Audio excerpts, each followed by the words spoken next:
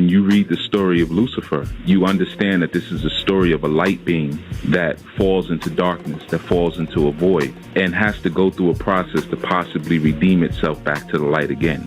It goes to what you were saying about religion. Religion, when it's imposed upon a person, it begins to remove the natural, logical reasonings and faculties of a person. What happens is that their ability to reason and their ability to rationalize the sense that's in these stories is now removed. Yeah, the truth is everyone should have their own personal religion.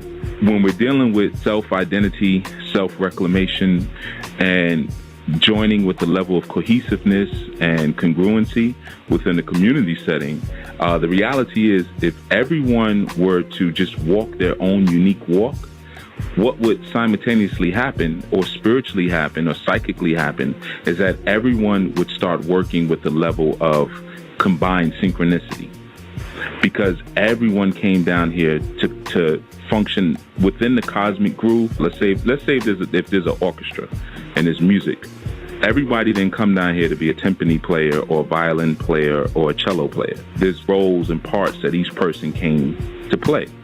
And it's individual and unique for the person. Even if you and I are both violin players, we're not supposed to play the part the same exact way. But if everybody would play their part, then you'd have a level of synchronicity.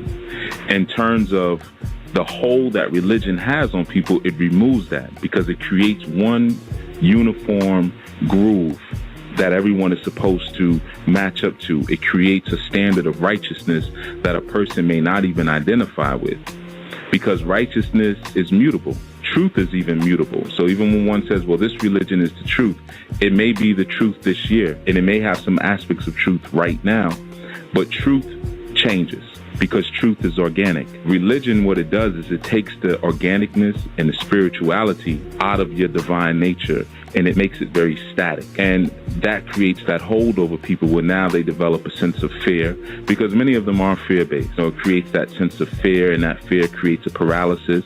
And once that fear and that paralysis sets in, it's very difficult. It's not impossible, but it's very difficult to introduce new data to a person like that, or even to an organization or a structure like that. I'm not downing religion per se, because religion is a step.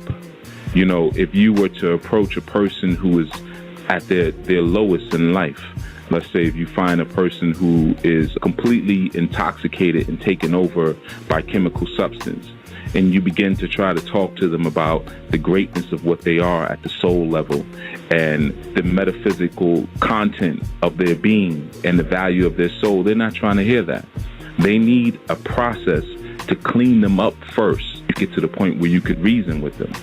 So in that, religion has a wonderful function within our community because it cleans people up first so that you can now speak to someone with a sober mind. The problem is sometimes there's an overabundance of that cleaning up.